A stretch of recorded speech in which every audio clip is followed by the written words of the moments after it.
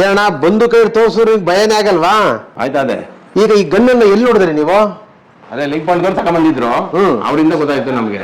ಈಗ ಈ ಬಂದೂಕ್ ಇದೆಯಲ್ಲ, ಇದು ನಾಡ ಬಂದೂಕು ಅಂತೇಳಿ. ಇದು ಅಕ್ಕಿ ಪಕ್ಷಿಗಳನ್ನ ಓಡಿಸೋದಿಕ್ಕೆ. ಇದು ಕಬ್ಬಿಣದಿಂದ ಮಾಡಿರುತ್ತೆ. ಇದು ಮರದಿದು. ಈ ಭಾಗದಲ್ಲಿ ಮದ್ದು ಹಾಕುವಂತದ್ದು. ಇದು ಟ್ರಿಗರ್ ತರನೇ ಇರುತ್ತೆ, ಬಟ್ ಟ್ರಿಗರ್ ಅಲ್ಲ. ಫಸ್ಟ್ ಟೈಮ್ಗೆ ನೀವು ಈ ಪೇಪರ್ನ ನೋಡಿ ಇಲ್ಲಿ ಒಳಗಡೆ ಹಾಕ್ಬೇಕು. ನೋಡಿ ಇದನ್ನ ಗಜಕಡ್ಡಿ ಅಂತ ಹೇಳ್ತೀವಿ. ಕೈ ಹಿಡಿದು ನೋಡಿ ಇಲ್ಲಿವರೆಗೂ ತಳ್ಬೇಕು. ಇಲ್ಲಿ ಕಡ್ಡಿ ಎಷ್ಟು ಕಡ್ಡಿ ಎಷ್ಟು ಹೋಗುತ್ತೆ ಅಷ್ಟಕ್ಕೆ.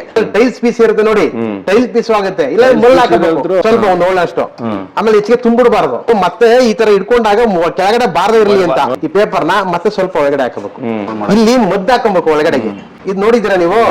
ಇದನ್ನ ಈ ತರ ಹಾಕೊಬೇಕು ನೋಡಿ, ಇಲ್ಲಿ ಫ್ರೀ ಆಗಿರ್ಬೇಕು. ಇದು ಕ್ಯಾಪ್ ಅನ್ನ ಈ ತರ ಹಾಕೊಬೇಕು. ಈ ಬೆಂಕಿಯಲ್ಲಿ ಟಚ್ ಮಾಡಿದ್ರೆ ನಿಮ್ಗೆ ಭಯಂಕರ ಸೌಂಡ್ ಬರುತ್ತೆ, ಜೊತೆಗೆ ಇಲ್ಲಿ ಇರ್ದಿಯಲ್ಲ ಮರಳು, ಅದು ಹೋಗಿ ಗಿಡದ ಮೇಲೆ ಬೀಳುತ್ತೆ. ಆವಾಗ ಪಕ್ಷಿಗಳು ಎದುರಿ ಓಡ್ತವೆ.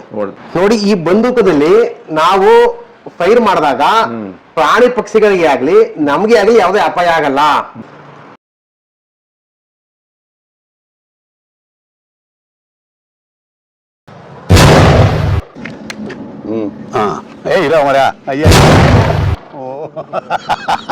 ಯಾಕೆ ನೋಡ್ರೆ, ಇದು ಮಂಕಿ ಗನ್ನು, ನಕಲಿ ಗನ್ನು, ನಕಲಿ ಬಂದೂಕು ಅಂತ ಹೆಸರು ಇದಕ್ಕೆ.